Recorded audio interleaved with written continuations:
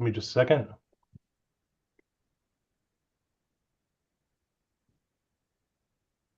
Okay, you are live. Good morning, everybody. I'll call this April 30th, 2024 special meeting of the Financial Advisory Commission to order.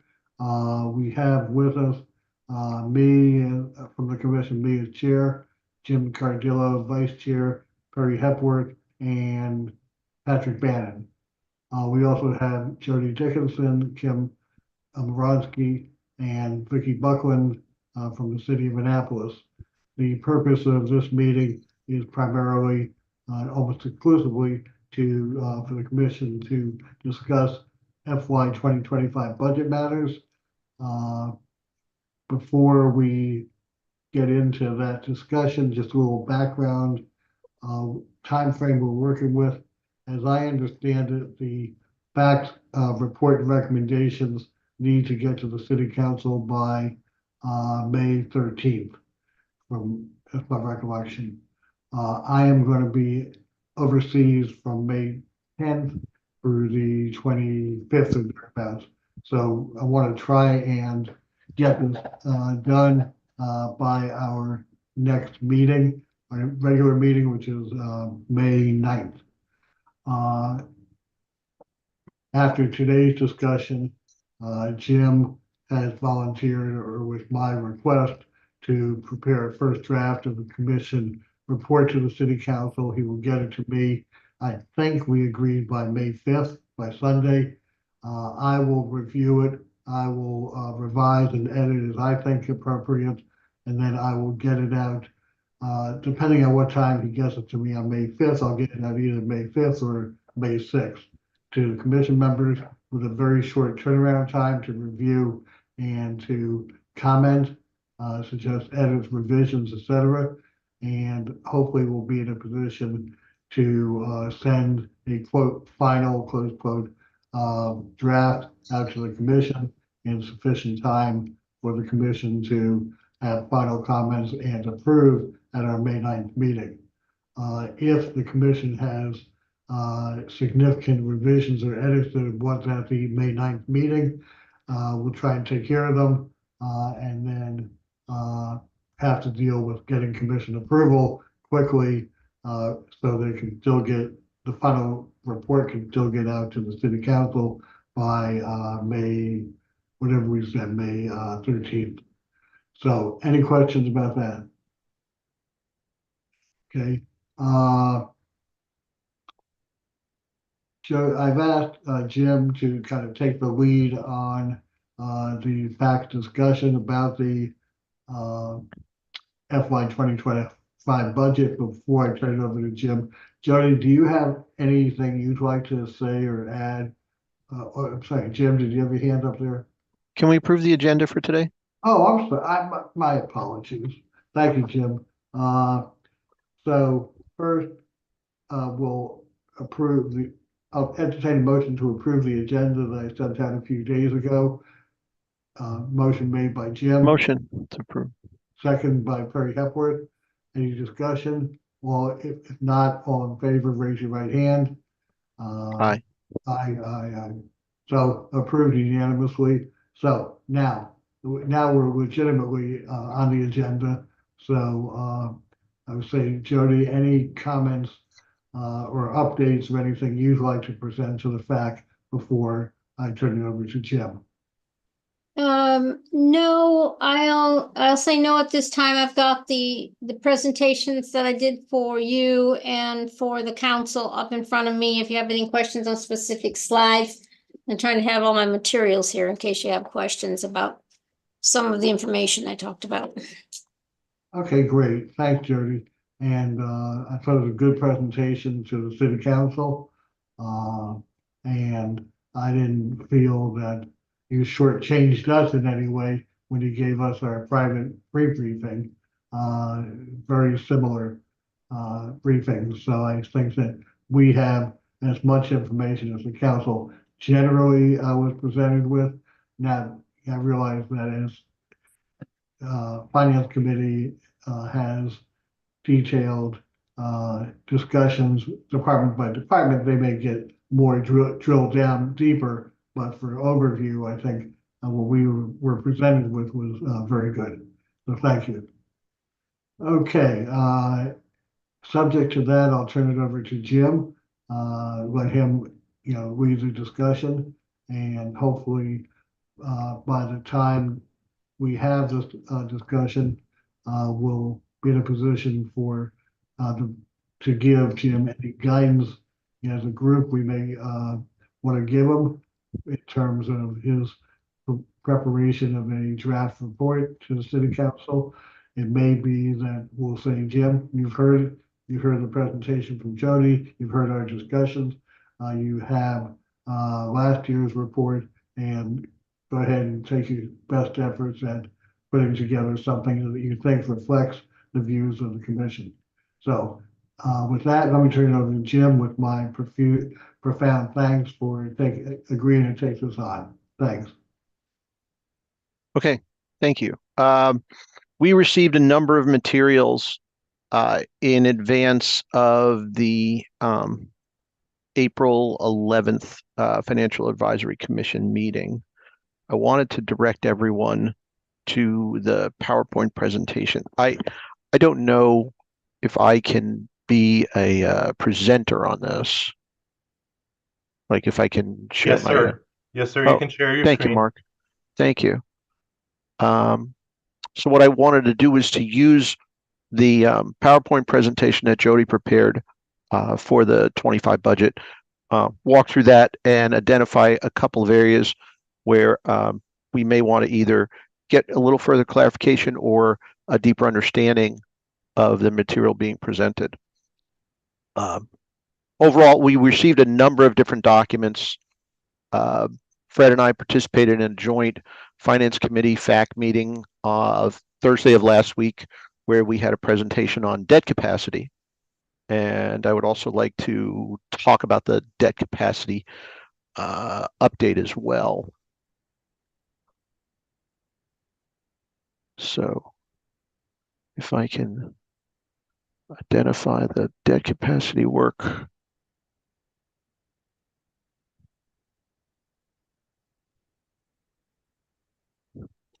Jody, was the debt capacity worksheet, the presentation from Davenport, was that from Thursday? Yes, but if you want me to, I can open this up and share it. Thank you. Thank you. That would help. Share and see if I can do this. Thank you. Share this. See if this works.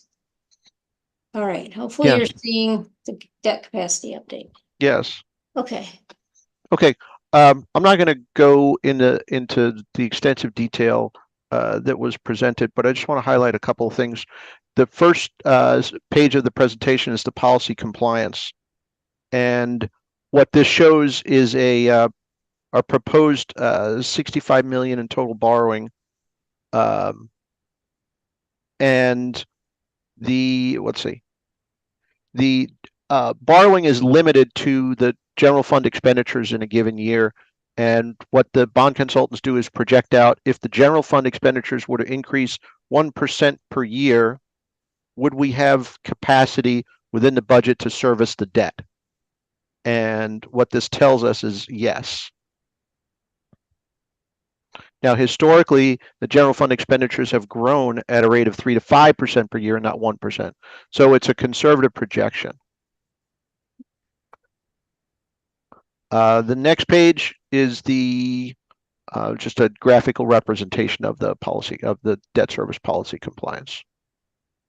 And if we target 10% of the general fund expenditures are applied for debt service in a range of 10 to 12%. So that's the target. And we consistently meet. We are under either under or just slightly above the 10% bottom target. The next slide was one that I had asked a couple questions on. This is based on current, as it says, current debt capacity available without the planned borrowing. They're using a 5% coupon rate, which if we were to borrow today, that rate would be extremely high, lower. It's actually closer to 4% if we were to borrow today.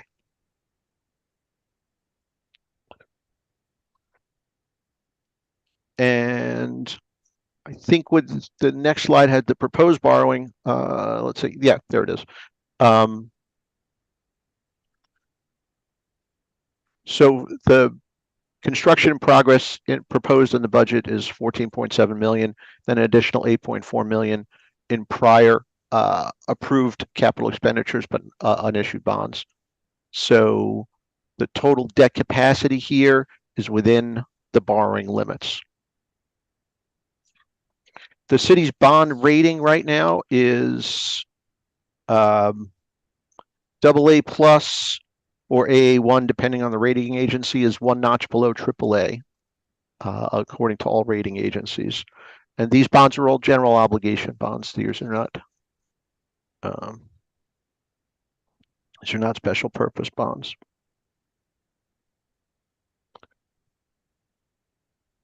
All right, so I kind of skimmed through the debt capacity and the borrowing. Go ahead, Jody. No, hold on just a second.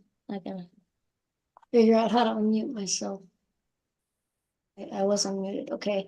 So this last slide is the same thing. It tells you what remaining debt borrowing capacity we would have if we issued the debt in accordance with what you saw here. Mhm. This is what you'd end up with remaining capacity. You could and stay within these targets. To stay within 10%, you'd still have some Stay within 10. capacity here, et cetera, et cetera. More capacity down here if you're allowing yourself to go to the 12%. So the 10 to 12 range, we've been very close to 10% historically in our Yes. borrowing capacity. Yeah, and I think on all cases under what you see on that graph, like we said, is a very conservative estimate. And our projects never go as quickly as we have them in the program. So I would estimate we probably won't exceed the 10% line, even if we sold all the debt we're proposing. Because those projects, although they are approved and funded, will not launch as quickly as the CIP projects. That's just a historical fact. Mm-hmm. So where the funds may be appropriated and the projects may be approved, they don't always get completed within that time frame, and that just pushes the borrowing back to a later date. Jim, so bottom line, what all that means is that there is sufficient borrowing capacity, and there will be for the next few years, staying within the guidelines to support the projects in the capital budget and capital program. So yes.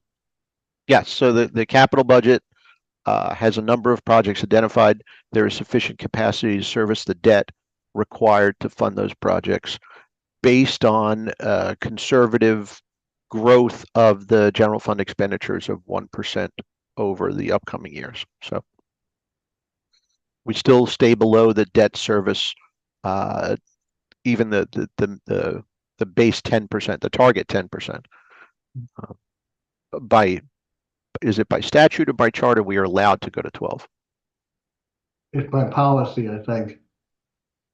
By Policy. Okay, By by policy. By policy. Okay, so it's not by charter. Thank you. All right. Then I wanted to move on to the budget presentation PowerPoint. Do you want me to drive that one too? Do you have that as well? Yeah, hold on. I think I have to unshare this one. New share. Oh, it's a new share button. Okay. Yeah, this is it. And share. Okay. There we go. Thanks. Jim, let me stop you for a sec. To Perry and to Patrick, if either of you have questions or comments or anything during Jim's presentation, do something so that we'll Raise hand. recognize you and know that we want to shift over to you for a minute. Okay, go ahead, Jim. Okay. So this was a budget presentation that Jody prepared and presented to us. I want to just go over a couple of areas that we may want to that may give you a little more background and an area. The first slide I wanted to go to is number 4, which is the outlook for how 2024 will close out with a projected surplus of just under $6 million. Does that still hold true, Jody, or no update? I can hear you.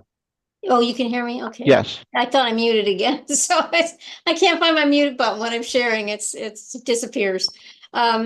So I would say basically yes. We haven't really had a time to go back through and scrub the projections. We're fairly conservative when we do that, so I hope we're on target there. But so I don't have an update for you there. If it's different than 6 million, probably won't be far off.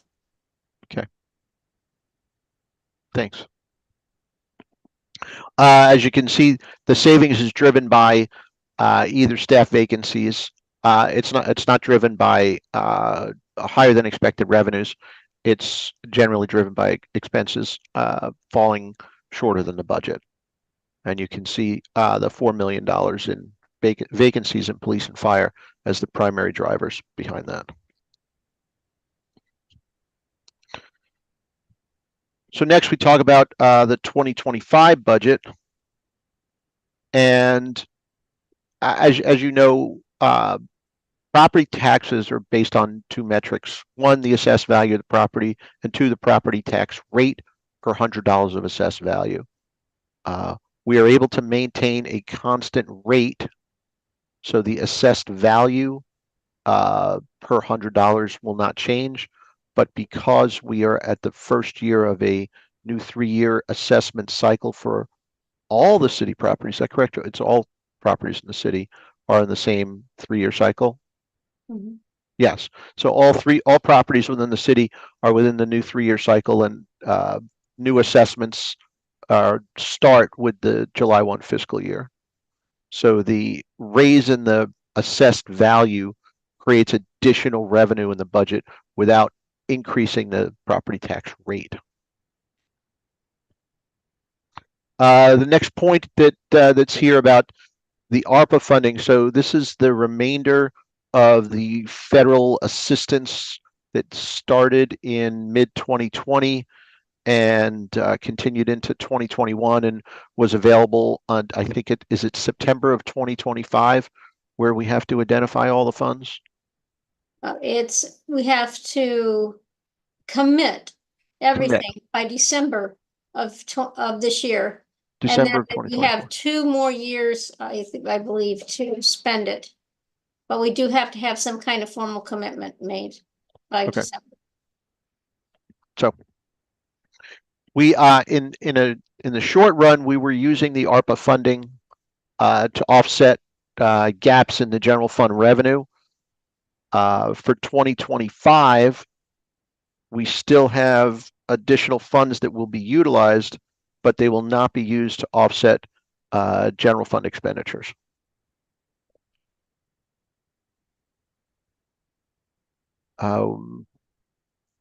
Jody, I did have one question with regards to using the ARPA funds for transportation fund. Mm-hmm. So I'll say that what is your question, first of all? Question is, there was about a $1.9 million use of ARPA funds for transportation? Yes, programmed in 25. We actually used a piece of that ARPA funds a couple years ago to help transportation. And so the $1.9 million that we're projecting for next year, I have a slide on that later where I talk about the transportation fund. If you project the expenses into next year, and they were anticipating that they were going to have a cut on their state grants, and the state grants have not increased overall for the past many years, and our expenses here are growing, of course, and so we're having to pick up the difference. And with my estimate of where the parking fund will come out next year, there wasn't enough to close that gap on the transportation side. So I calculated that we'd need $1.9 million of the ARPA monies to close that gap. So I think Yeah, There's- slide 16 is where you were, that's where I was jumping over to. So, which slide? 16. Okay, so what we found out is that the estimates for 25 in the transportation fund for revenue were based on, Higher than expected. well, we're based on the direction from the state. Give me a little background. The state told its recipients, its local jurisdictions, we plan on having a cutback in our funding next year. So plan your budgets accordingly. So when they built their budget, they told us they were going to have a drop off, a significant drop off in state revenue. And if you watched our presentation, there was as we were doing our presentation, the state was completing its session, and they passed a law that required the state transportation to maintain the FY 24 levels of funding for local jurisdictions. So they kind of saved us there, and Kwaku, our finance person in transportation, told us that he's been anticipating that he's got 600,000 more about of revenue coming to him that he didn't expect. So that 1.9 million that we're projecting is probably going to be closer to 1.3 million. And, Okay. and there's some extra ARPA funds that we have to find a place for. And that we discovered while transportation was doing their presentation to the finance committee, kind of put those puzzle pieces together and realized we're better off than we thought. But still, 1.3 million is not a small number. And it shows that unless we can work on revenue elsewhere and try to boost our revenue from other sources, that we're going to have an ongoing issue there. So on this slide here, we identify the projected spending of the remaining ARPA funds. Mm-hmm. And if we did not use ARPA funds for the first three sub-bullets, the fireboat, the Spa Road capital, would we use capital projects? Would that come out of the capital fund? And would we have to borrow for that? So is this basically spending in lieu of borrowing? So I would say, I don't know, we'd have to revisit these projects. We have a city office space project that we've opened up. There's no borrowing in relation to that. We've got some ARPA. I think we have some one-time funds. And it's not that, it may not be the complete cost of that project. So it's unclear what we'd do if we didn't have these funds here. If we would borrow or try some other source. On the CNI Spa Road project, that's a little bit different. That's a project that's going to develop the Spa Road property to be used as our commitment to the Choice Neighborhood Initiative. And we're trying to get some federal money to rebuild some affordable housing units in Eastport. And one of the things that we have to show as a local government is our commitment to do that. So this would probably move forward in some way. I don't know the other source off the top of my head that's in that project. That's along with it. We put up, there's a grant. We put up this money, $1 million and $1 million of a grant that we have a commitment from the state. It's unclear what we'd have to do if we took this money out. I don't know if we'd have to borrow or if we use another source or just not put that funding forward. The fireboat, they've said they have a need for a fireboat. The 500,000 is for fleet purchases. I mean, we could cut back there as well. I don't know that if we borrow for that or not. We might have to take out some kind of equipment line or credit. Okay. I don't know if I answered your question or not. Yeah, no, I was asking if and these are all approved use of the ARPA funds. These would all So be. I will say that, and with the ARPA funds, when I file, I'm filing under revenue replacement. Because we're a small government and we got less than $10 million, I can report that I'm using the ARPA funds for revenue replacement. And in that vein, we can use it for any operating cost of the city that we would incur. And so there's not a lot of really hard limits when you qualify for that revenue replacement. There's a de minimis amount, and since we got under 10 million, we could just take it into revenue instantaneously if we wanted to, but I'm trying to assign it to different purposes and report the projects out and what we're really using the money for. So that there's one limit that I saw on this website about not putting it in a pension fund. And I believe originally they told us not to pay off borrowings with it. But other than that, it can be used for any operating cost. Jody, is it fair to say that there still is a structural deficit in the transportation fund? I would, yes, I would. Yeah, yes. yeah, that's right. Yeah. So Yeah, if we I would if characterize we it did that not way. use, yeah, I was going with the first three borrowings, and if we did not use the either 1.96 or 1.6 million to prop up the transportation fund, going forward, the transportation fund would need to plug that shortfall. Mhm. And this is a one-time help for transportation, and one of my recommendations is we get some kind of work group together to look for options. Not only has the state money not increased on the grant side, but we get contributions from the state for their employee ridership, and we get some county money as well, and none of that is increased either. And we could look at parking rates because the parking fund has been subsidizing transportation for years. We could look at parking rates as well. Not on the Hillman side, but on the other parking assets that we have. Thanks. All right. So then, I'm sorry, we went off to the ARPA discussion. Back to the good news and the revenue challenges, slides 5 and 6.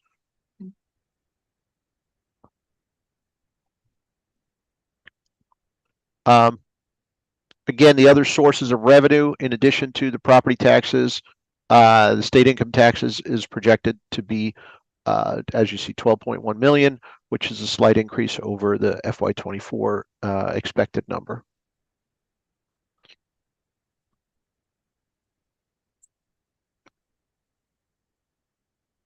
All right, moving on from here, unless I have no questions. Okay, so the revenue challenges on the next slide.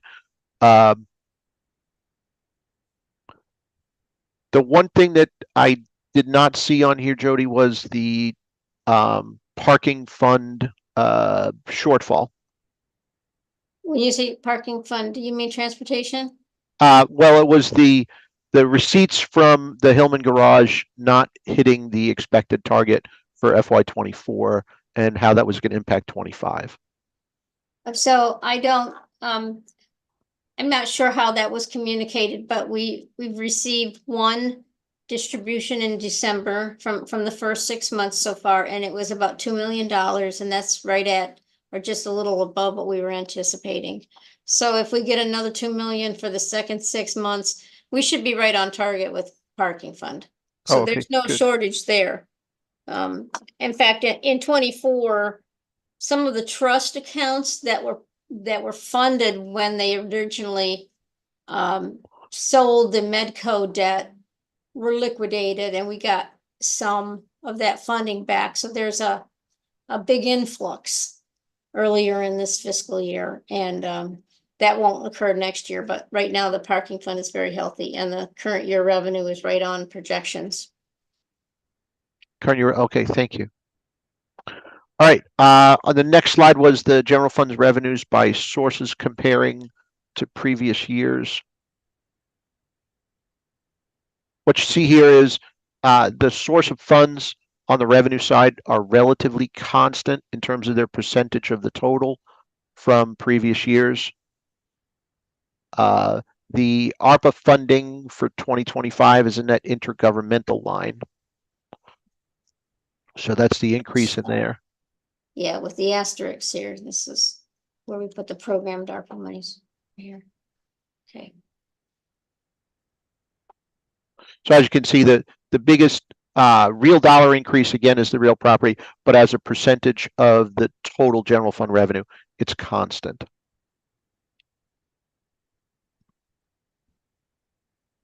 All right, next slide was the revenue assumptions for 25.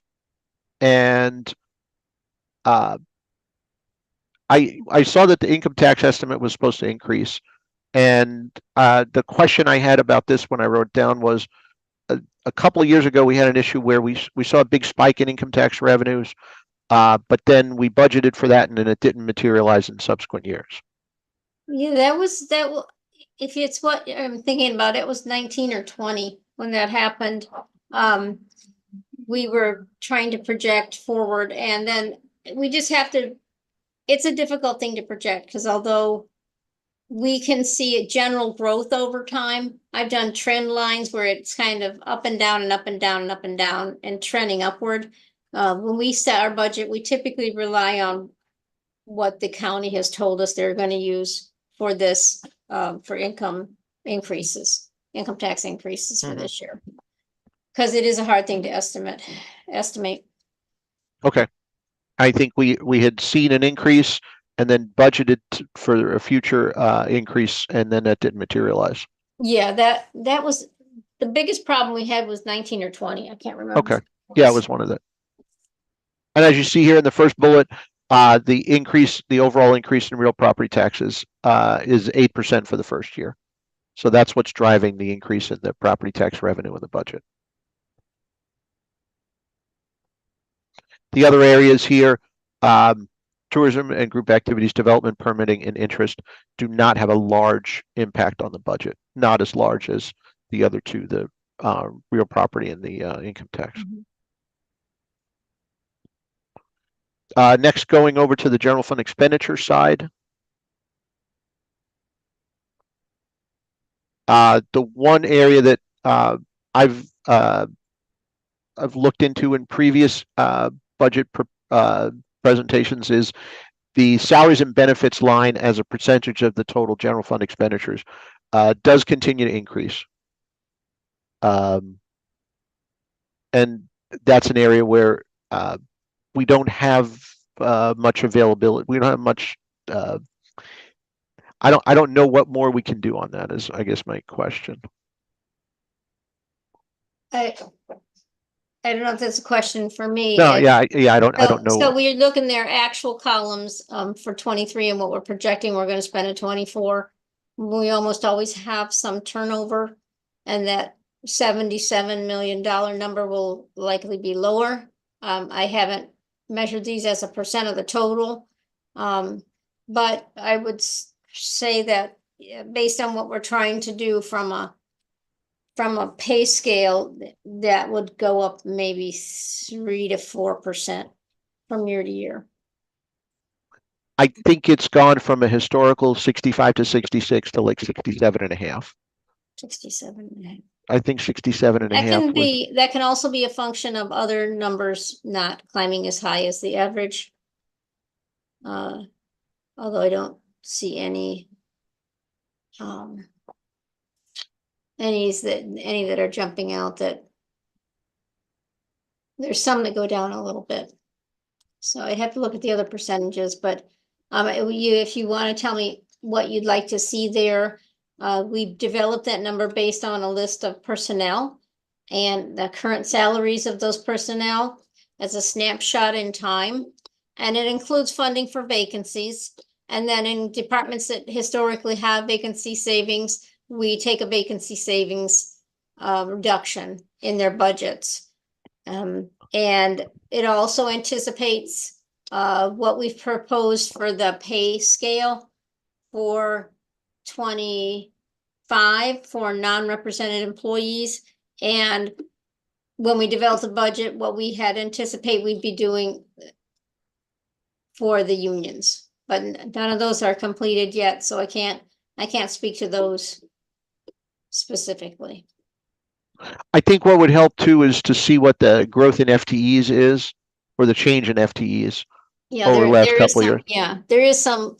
So you want to see a growth chart or something that tells you what the FTEs are. FTE count. Yeah, every year that is part of the growth. I don't know how much of that growth. Are you interested in just the general fund, or do you want all funds? I think we're looking at the salaries and benefits in the general fund. What salaries and Yes. benefits would not be in the general fund?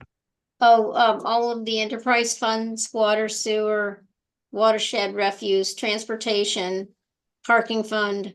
Although we don't right now have any salaries in the parking fund, although we are hiring a parking manager. Oh. So And any there's several salaries that- funds. I'm sorry, go ahead. And any salaries that might be allocated to capital. Yeah, and fleet operations is not shown in the general fund. So this is all our main departments. And the biggest driver of that salary and benefits line, of course, is police, fire. Is it easy to identify the FTEs just in the Yeah, we federal have- general fund? We have FTEs in our budget book every year. So we have positions this year. We haven't done an FTE chart, but in past years, past 2 or 3 years, we've tried to estimate the FTEs. Which is not, I can give you full-time positions and part-time positions. That's probably be more fair. It's not gonna be difficult. But I'll have to pull it together. Okay. If you look in our proposed budget book, you'll see last year and this year.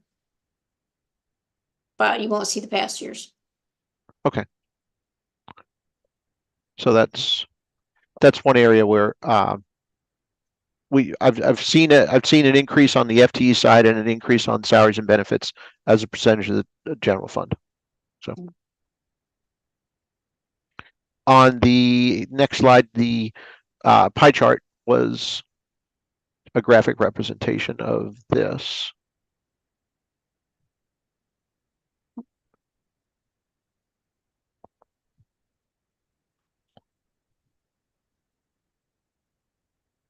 Okay. And then the next, we jump over to the total general fund expenditures and the narrative on that. Thank you. Oh, this one or this one? That was just the narrative was helpful. Mm-hmm.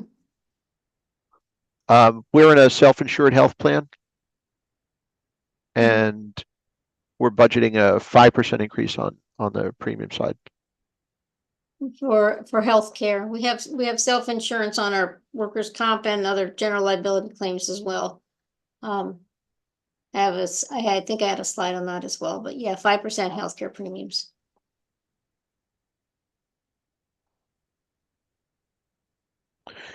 Jody, on the good news section there, it says revenue growth and tightening of expenditures is allowing new initiatives in departmental budgets. Are you saying that department managers felt free to submit new asks because of the revenue growth? Every year when we start with we ask them to do a base budget based on their current services. And their anticipated cost for those current services, and then we ask them to submit enhancements. And every enhancement has to be detailed on a separate document, and they have to explain what they want, how much it's gonna cost, what the purpose is, how it relates to their operations, tie it into performance measures if they can. And then we take that information and we're developing the budget. We put together our first round, and then we decide if we have capacity. And I think that we've been able to use a lot of the capacity that we have on the spending side and put some new initiatives in place. And every year you'll see that we grant some enhancements. And I don't know a count. I was going to say it seemed this year that we were able to do a little bit more than in the past. But I didn't actually count how many enhancements we granted year to year. Thank you. And then the next one is the chart on the comparison of the last 2 years plus the next year on general fund Department. expenditures. Yeah, this is a department breakdown, so you can kind of see the lion's share of where we spend our money is 30, 40, 55 million is in the public safety. The new central services department pulled from there is one FTE increase for the director, but the other staff were pulled from existing departments, correct? Correct. And there was a decrease in finance and was where was purchase? Public Works. Public Works. Okay. Buildings. their buildings crew, their facilities crew is housed in Public Works right now. And it's moving with the central services. That is a part of the general fund. The other piece is the fleet operations, but that's going to remain a separate internal service fund. And it's not included in any of these years here on this presentation. Okay, thanks. All right, and the next chart was a pie chart. The next slide is a pie chart of this graphically.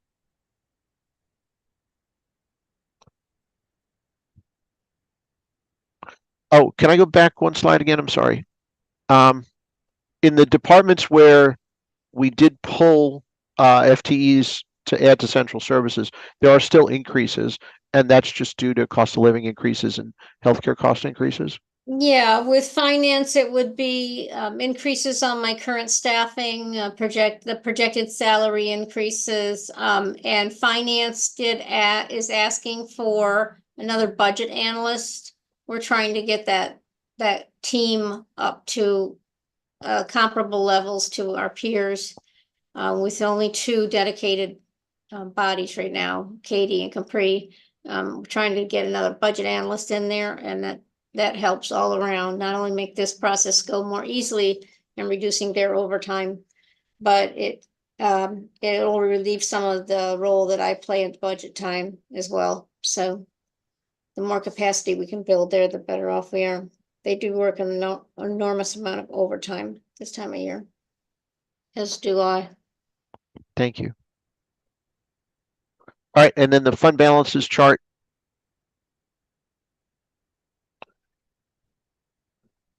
Jody, if you could just talk a little bit about what the purpose of the general fund reserve is and the budget stabilization fund. Yes, as a 'Cause part of, okay. yeah. I know all that, so Yeah, go ahead. you do. So as a part of policy, and this was developed, I don't know if I think some of this was built before Mayor Buckley came on board, but we kind of firmed things up after he came on board. We're required to, once we finish a fiscal year, analyze our total remaining fund balance. And we're required to put into a reserve 15% of the total revenues that we anticipate the following year for general fund, transportation fund, and parking fund. And we take 15% of that number and we reserve it here. That's a way of holding back some funds, because those are the general city operational functions that we're responsible for. The budget stabilization fund is put into use if there's a an unanticipated revenue shortfall, and it can be tapped, but that requires council action. We have to, with the excess fund balance that we don't put into the 15% reserve, we spread it to these other 3 reserves based on a formula. Budget stabilization as 3% of those revenue numbers I just spoke of, and we have to put half of the excess over the 15%. We put half of that excess in the budget stabilization fund, but it's capped, and we have to fill it up to the cap. So what you see there, moving from 23 to 24, I think we're going to have to fill that up to about $3.7 million. 50% of the reserve goes into the capital reserve fund that can be used for capital projects. And then the rest that didn't get put into the budget stabilization fund, that goes into a reserve for one-time uses. Cannot use it for continuing expenses. And the one-time uses can only be released by council? So we plan them in the budget. We outline them during the budget process, what we've programmed. When you look at the general fund expenses, there are items embedded in there that are for one time only. And in 25, that's a $4 million number. They're spread out throughout the budget. Some of them involve like transfers to other funds, and some of them involve departmental expenditures for one-time items. And we do delineate them, and they're approved during the budget process. So yes, it is a council action normally during budget time, and during the year, if we want to tap that fund, we do have to go to council for it. Thanks. And the projected ending balances in those funds is in line with, you know, what their minimum requirement is, at least for the general fund reserve. Mhm. And we are still adding to the budget stabilization fund. Yeah, yeah. So if you take the number that I told you, the revenues, I think. Yeah, there's go to a the next slide and it has the, here. yeah, and it has the breakdown with the Yeah. split at the bottom. Yes, Okay. thank you. So this There we tells you how we do it with the budgeted revenue for 25 for general fund, parking fund, and transportation fund. That total is this 123 here. And then we take 15% of that number. That's where you get that $18.6 million. I project based on my current projections that we're going to have 22 million. Again, that could go up or down depending on how close I am with my projections. And then we have a $4 million excess. And this just shows you, this is half, How the- this is yeah. half right here. The other half would have gone here, except for it's maxed out. So that's as much as we can fit under that cap restriction, and the rest goes here. And that one-time, that's, you could really call that a discretionary reserve. Yes, yes, discretionary with the council's approval. Yes, we can do anything with it as long as it's only for something that we're gonna get, that we could, that's we call one time, meaning we could discontinue it the next year and it wouldn't harm the city operations. So similar in line to what we use the ARPA funds for, there was the city hall renovations. The city office space project. So that we are using ARPA for that. Now, Right. keep in mind that the ARPA funds are not housed in the general fund. Right. The ARPA reserve is being housed in the federal grant fund. So we're going to move that money from the grant fund over to the capital project. So none of these numbers here are reflecting that particular expense. Right. But if we did not use the ARPA funds for the city office project, they could potentially come out of this replenish reserve. You mean the office space? Yes. So keep in mind that these as currently built, the FY25 budget right there includes there's a replenishment there, but we've programmed some of that. So we have anticipated using a substantial amount of one-time reserves, $3.1 million of uses are, if you take this layer and put it on top of what we currently have, Mm-hmm. we're using $3 million of the one-time reserve for things in the budget already. So, and in the general fund budget. So what I'm saying, some of it's spoken for. Okay. So if you look at, you'd have to consider what's left and then what the council wants to do, because they typically try to add some amendments and use some of those one-time monies. So I think there was a little over $1 million left, if I'm not mistaken. Yeah. I don't know who's gonna try to tap that. So yes, theoretically, if you didn't use the ARPA for the city space, you could try to use some one-time costs, but I don't think we have that much remaining. Okay. Okay. Thanks. The next area is where you indicated some workforce impacts, and that's the area that I was a little I had I guess a little bit of concern on when you talk about the next slide is you talk about union negotiations, executive pay, Mhm. and healthcare costs. Are these your biggest worries as you look at 25 and beyond? So, I would say my biggest worry right now is locking down all the union agreements so that we know what's out there and can make sure that the budget's established properly, or if we have to do any kind of recommended amendments here in the last in the next couple weeks, have to get together some amendments to fund those. So we're close on one union, kind of close on a second union, and the third union, we're getting there. So things aren't locked down yet. That's my biggest worry. We're trying to move to a new pay scale that that removes, the longevity step pauses. So there's a steady increase every year instead of high increases early and then several years without an increase, which doesn't help us in recruiting at all. I wouldn't say any of these are concerns, just talking about what we need to consider for workforce. This is a compilation of everything in the 25 budget that I feel is important for workforce impacts. And these are new positions, mostly new positions we've put in with those enhancement requests. And the new pay scale. Yeah, and the pay scale, we've only introduced into the resolution the non-represented employees pay scale for now, since we haven't settled on anything with the unions. And as those unions tentatively agree, we'll introduce their pay scales into that resolution with an amendment. And this bonuses to even out impact of jump to new scale, is that a one-time? Yeah, that's coming out of one-time funds.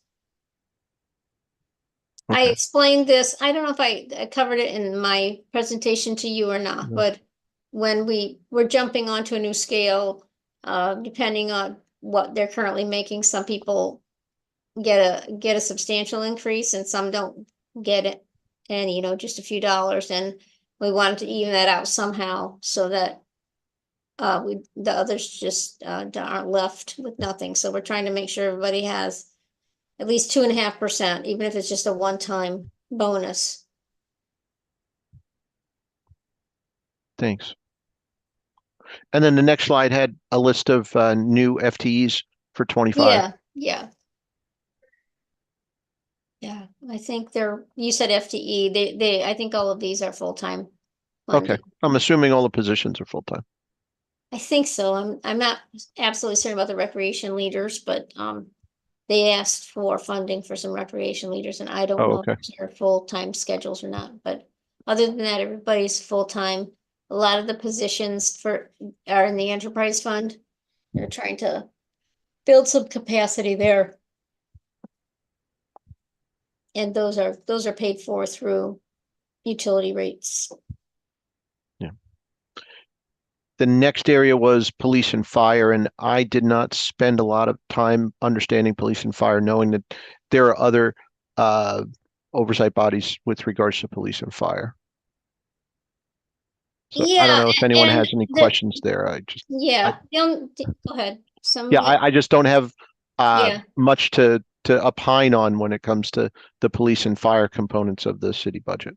Yeah, we added this because when you look at some of the things that were added to the departments and their enhancements, there wasn't a lot given to police department in new enhancements, but we've done an awful lot for them this year. And so we wanted to list everything we did in 24 that we've added to their budgets to use the funding that they currently have. As you know, they have some vacancy savings, and they've been trying to get some other help with warrant control, clerk, project facilitators. They've done some of these other things with the monies they have. They've had 3 camera monitors. And we gave the crossing guards a hourly pay raise, which was desperately needed. Okay. This is just saying some of the things we did at the fire department for 25. They're trying to get a SAFER grant, which is going to allow them to staff another peak time medic unit.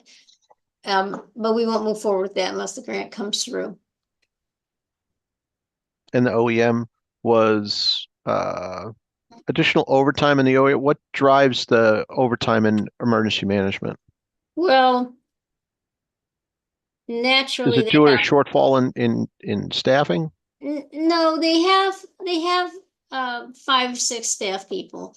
And what happens is some of them are eligible to be paid overtime. They had a small overtime budget in their operating fund, but staff were actually working more than that overtime. As you imagine, some of the emergencies are after hours.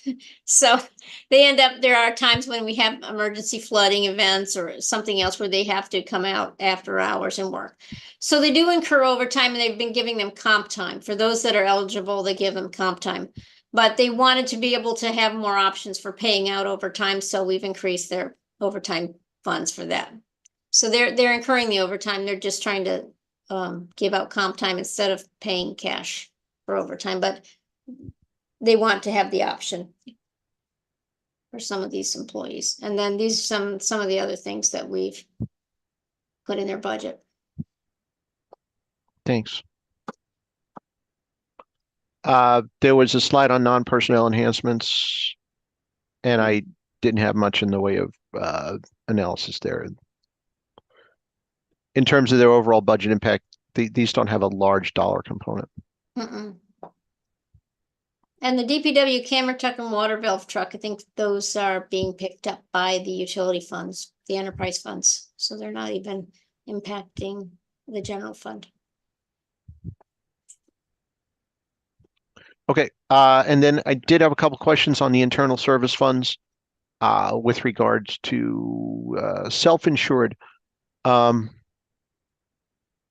And there's a decrease in the self-insurance fund due to claims in 24, if I recall, correct?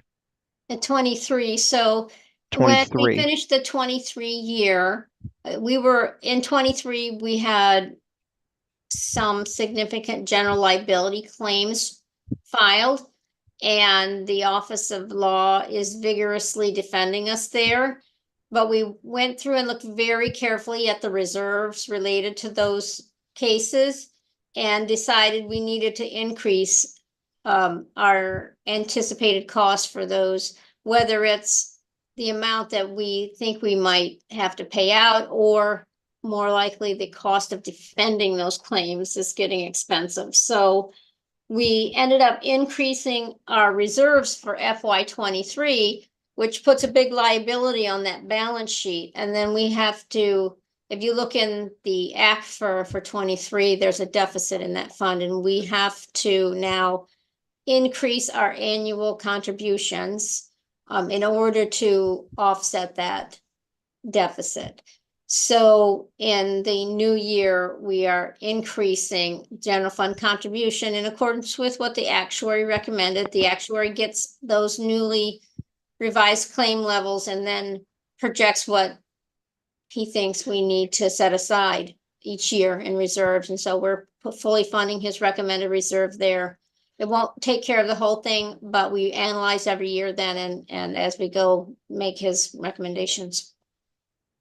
We increased it overall by 1.35 million this year.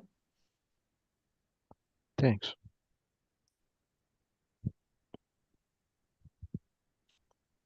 Jody, what time you need to leave? 9:30. Sorry. Thank you. We got time. Okay. I mean, I've got time. You can stay on and talk for all day if you want to. No, I went over this, and I had these were my areas of concern or question or additional clarification.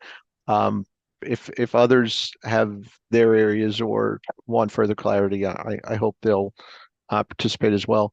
The next area was the pension area, and we've talked about the burden that the pension places on the city budget.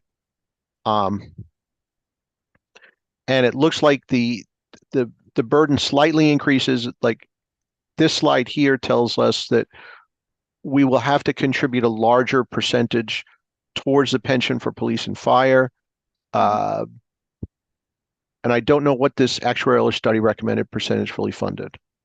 Yeah, I'd have to look at the ACFR. That chart is in the ACFR as far as where it is on 23.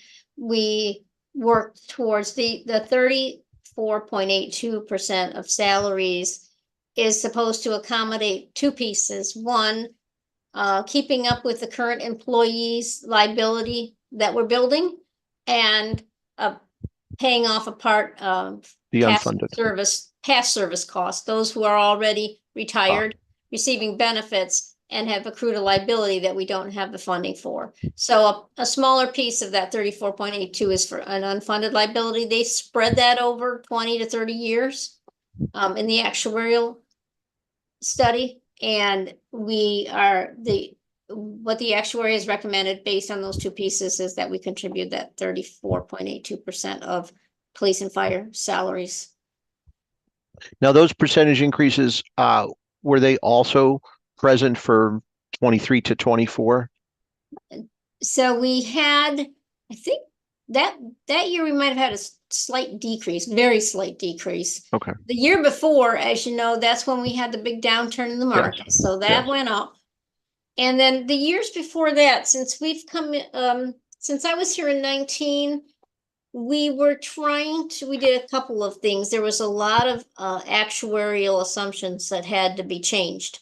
Some of the assumptions surrounding the salary increases, et cetera, were way off.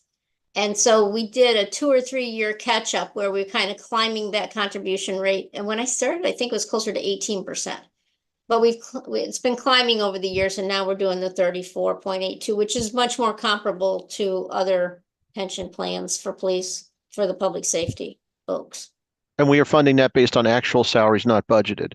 So Yes. if the actuals are short because of unfilled positions, the funding is only based on actual and not budget. Correct. Okay. And that's part of the reason this number goes up and down every year. That those are the kind of things that affect the actuary's recommendation. You might have to put in a little more. You might have better interest earnings than you thought you were going to have, and so you have that'll take it back down. It's Yeah, the expected return on assets is always a guess, and when you make an expected return and then the actual return substantially differs, it impacts your unfunded liability. Yeah, and he does an anticipated increase in salaries too, which also you don't know when you're doing the actuarial study what we're going to end up offering them in salary increases. Is that because the actuarial study is like 1 year behind? Yeah, he's using 1 year old data. Okay. Let's see, that's police, fire, and state pension. Now, we had discussed at one point, this goes back 3 or 4 years, about potentially opting out of the state plan. And some jurisdictions had opted out, but is that no longer a consideration? So I wouldn't say it's no longer consideration, and I'd need the HR manager to get on to tell you specifics, but they've had a conversation with the Maryland State Retirement Agency, and getting out is going to be complicated. And in many cases, we're not going to get employer contributions back for anybody. Like if we could set up a new plan and enroll new employees, but if we were to remove any existing employees and move them to that plan, it's very unlikely we would get any employer contributions back. So we would leave that money with the state, and the participant would likely get theirs back, but we wouldn't get any of ours back.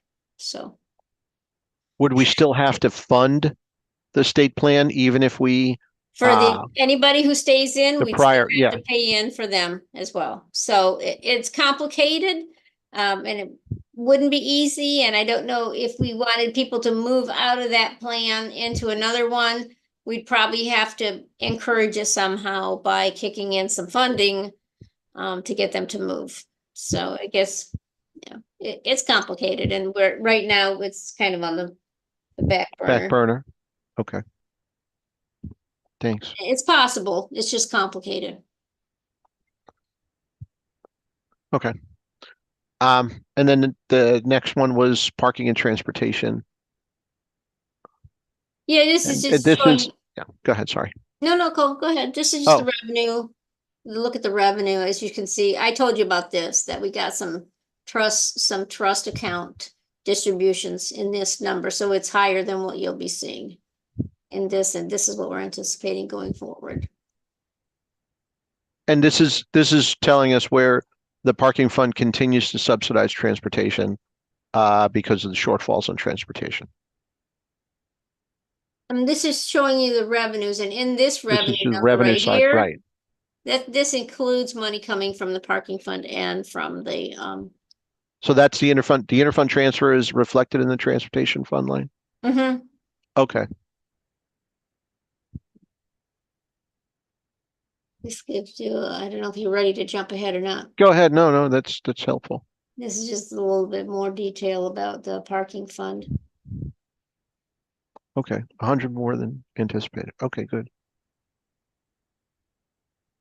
Oh, and then the pie chart, the chart on the, not the pie chart, but the bar chart on the next was where I was like, yeah, this is where I was saying that Mhm. parking takes the excess from parking is transferred, is used to prop the shortfall in the transportation. Yes, yes, but this expense line right here reflects a transfer going to the transportation fund already. So Oh. that means that we actually got more than what we thought we were going to get in these years. And during these years here, the transportation fund has had access to ARPA and CARES money from the state that it's been using, and we haven't needed as much from the parking fund. Plus, the parking fund has been doing better than anticipated. And for instance, right here, we're projecting expenses of this and revenue of this. A lot of this is that extra trust fund money that we've got. And this is a reflection of how we budget. Whatever excess, the parking, we are anticipating this level of revenues. Whatever excess we'd have in here over expenses, we're giving to the Okay. transportation fund. So from a budgetary perspective, this should always be even. Revenue equals expenses. Okay.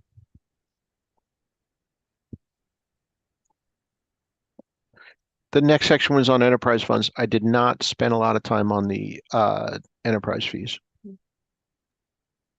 Jim, Jim, how much more do you have? That was really, no, we're at the end. So, Oh, oh, and then and the I don't- last couple of wrap up questions at the end. So it's about 4 more minutes. Okay. I will stay over if I need to. I just, sometimes it takes them a minute to get started up there, and Katie will be there, so we're covered. Oh, thanks.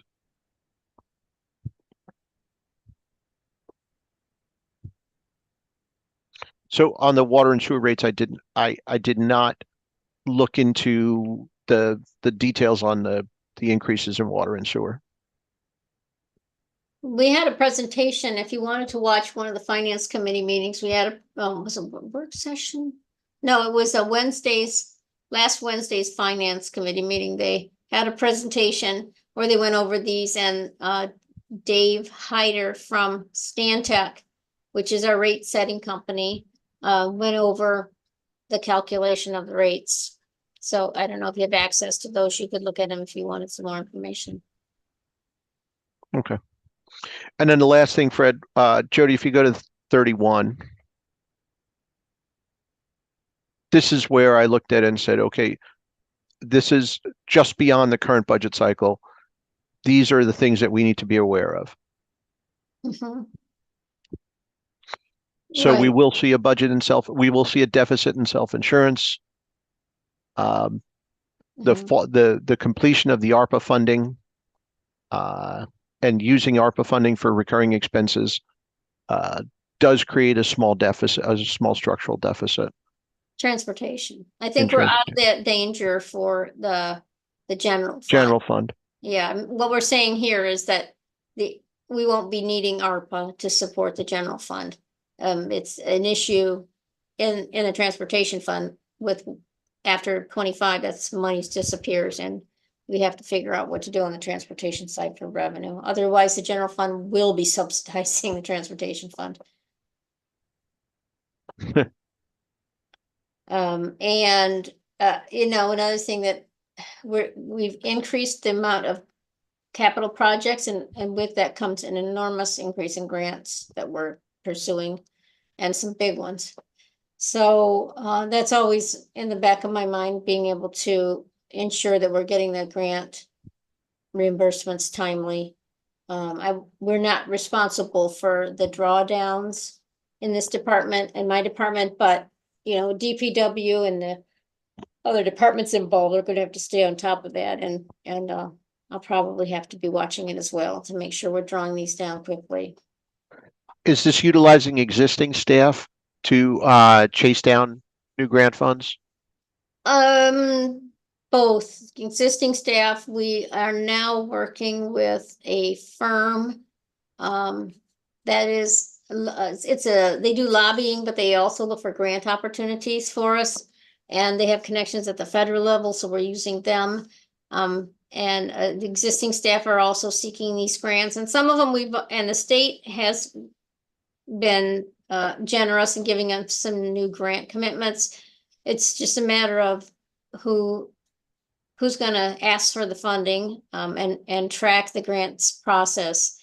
If you remember a couple of years ago, I got a grants administrator position to do a couple of different things, but we've moved that position over to DPW to help them with this grant reimbursement process, because they have a lot of them on the capital side now.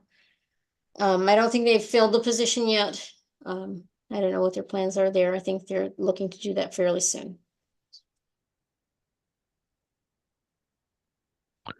Thanks. That pretty much covers what my concerns or highlights were. And I did mention earlier, when we talk about just the 24 budget, what the issues are beyond that, I think this is one area right here that we just need to be aware of. The second year of assessed value, if the property tax assessment revenue creates an 8% bump in fiscal 25, can we expect the same in 26? I think it's closer to 7. 7? Okay. 7 point something, 7.4 maybe. Okay. Yes, let's just qualify that 7.4 increase has an allowance in there for abatements, and the abatement allowance is larger than normal because those increases were very high on the assessed value side. So we anticipate there'll be more abatements, people pursuing, disputing that assessment with the state. And that's built in, so we'll see next year. We'll have a better idea who was successful on abating their assessment. So I'm not sure if it would go up or down, because we do have quite a reserve in there right now. But presumably, yes, you'd have about the same. Okay. Anybody who lives in the city knows that their tax bill came with a very significant, in some cases, varied widely, but some of them went pretty high. So. All right. Thank you, Fred. That concludes my part. I hope that there may be some questions for Jody or for me, if of anybody, or Thank you, Jim. I really, really appreciate it. Good job.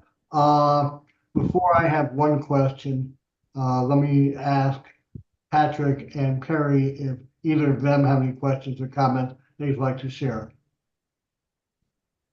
And I'm not sure if this is really relative, but you were talking about the state income tax fund, and just some personal. I sent in federal tax and they've cashed my check.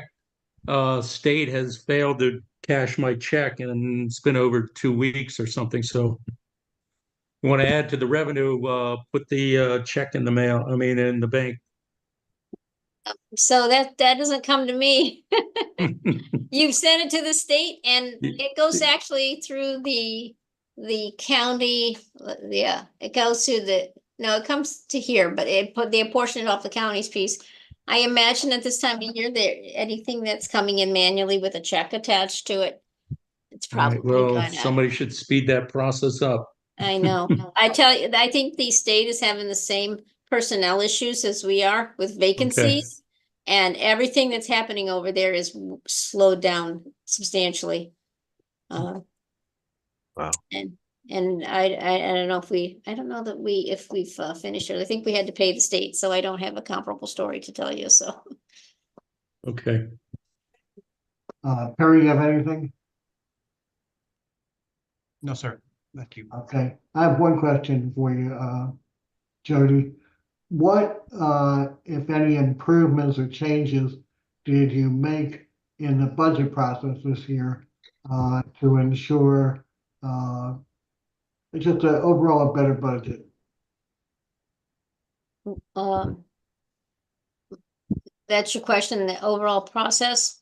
Yeah, did you make any alterations or changes in the way in which the budget was put together, the way the information was gathered from departments, the standards that you were looking for in order to consider whether to grant enhancements or not, and things like that?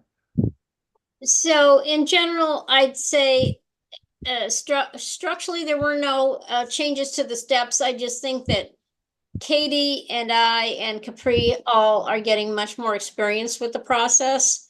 And we're using OpenGov more readily, and the departments are using OpenGov, and they have more familiarity with their filings. So the stuff that we had to churn back and forth between us and the departments was not as cumbersome this year. So we had more time to spend with what enhancements can we grant? How much do we have? The process hasn't changed. I still know that there's a multi-year piece that we haven't done yet, and you're supposed to project out the increases, the impacts on the operating budget for the capital projects. You remember that piece. There's a lot of capital projects in the pipeline. Some will have an impact on operating budgets, other are more repair and maintenance type things. So that's something that's still not there that I wish we had the bandwidth for. But other than that, I don't see the process changing, but it's a better product. And the book is because of the OpenGov improvements, the book looks better, and we have a little bit more content in there. Was there an overall philosophy this year that guided you and the city team in developing the budget and putting it forth for recommendation to the mayor? No, as always, we try to establish a timeline, and we tried to get ahead of ourselves this year, but we ended up getting backed up against the deadline again. Mostly because of the availability, or I should say the non-availability of those who have to meet the department meetings, people being gone, and me being torn between this and the union. I'm a part of the union negotiation teams, so I've been spread a little thin as well. So that got us backed up on the deadlines. The philosophy, I've been able to rely a lot more on my staff because we have two of them and they've both been here. Katie, multiple years, and Capri, this is her second year working as a budget analyst. So that's been very helpful, and they've been able to take some of that workload off. All right. Other questions, comments? Jody, because I know with the clock, she needs to leave, get to finance committee. Thanks, Jody. Thank you very much. All right. So as you deliberate, I'll get you this FTE schedule, and as you deliberate, if you want more information or fill in some blanks or something, just let me know. We can Yeah, do thanks. that That would help. Yeah, that's just minor, but yeah, if you could, that's the one follow-up item. Thank you. All right. Thank Thank you. Okay. Good presentation, Jim. Thanks for guiding it. Any thoughts from committee members as to what they would like to see, if anything, or in the commission's report to the city council?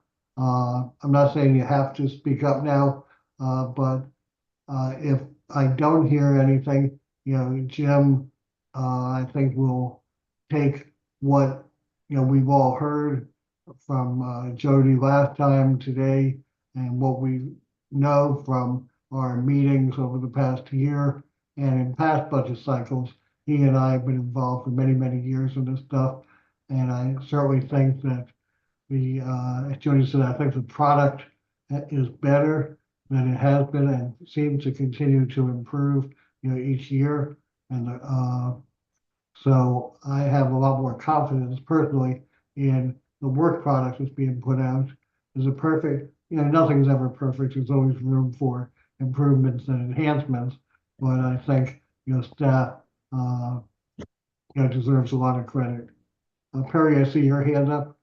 Yeah, sorry, Fred. I just got it. I've got a 9:30, so I'm gonna have to jump out. Did you need me for anything else?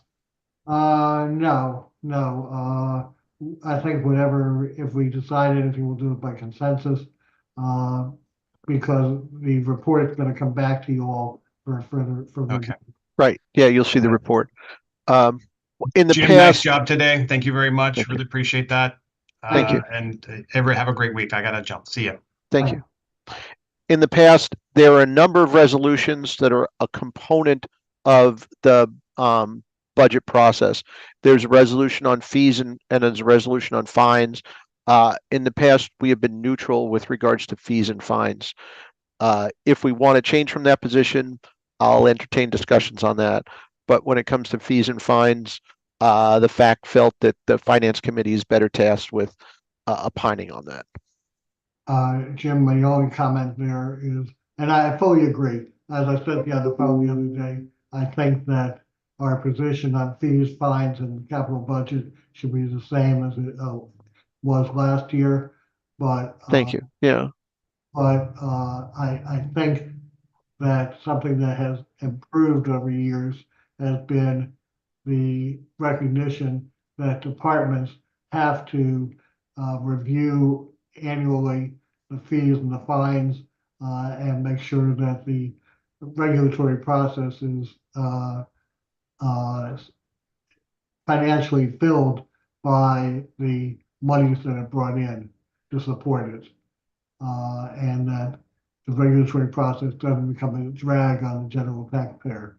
So I think there's been improvement there over the years. So go ahead. Yeah, thank you. No, that was all. So like I said, there are a number of resolutions that are all part of the overall budget presentation and approval at the council level. And I think the FAC is always focused on the budget process, what the key assumptions are, what the key concerns are, and what the current budget says about future long-term prospects. So I'd like to retain that vision of the FAC's report. I would concur with that.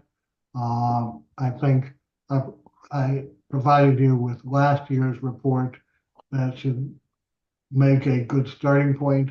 It obviously won't be identical, but there are a lot of similarities that can be drawn. So, Patrick, any other comments?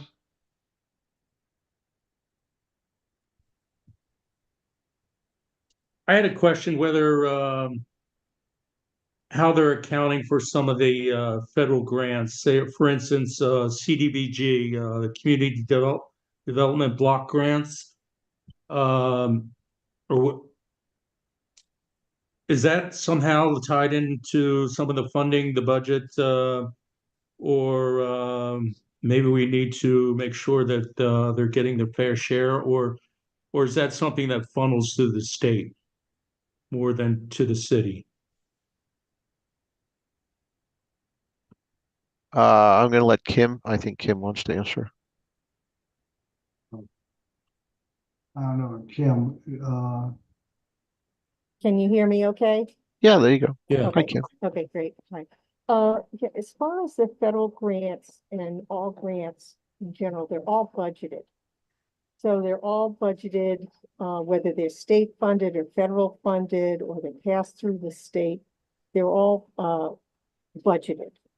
So what you see is including budgets for all grants. I'm not sure if that answers your question. Okay, so they'd be included in some of the city's budget figures, the general fund and so forth, or They would be funded be- for the Yeah. general fund and They other could be, operating. right, they could be in different funds. So for example, there might be a budget for transportation, and that's a different fund. So a grant that comes through this, could be a federal grant that comes through the state, that then comes Okay. to the city. So it would be, everything has a budget because the budgetary control is a mechanism we have by which to pay salaries and invoices, et cetera. So, it's not just the big budget that gets approved, by city council. It drills down to a, refined level where, somebody can't exceed their spending that's approved. So indeed, every grant is already budgeted for in one fund or another, depending on the funding source. All right. So hopefully that, in the absence of Jody and the budget staff, hopefully that is a sufficient answer for the time being. Okay. Thank you, Kim. Okay, anything else? Jim, do you have any other comments or questions?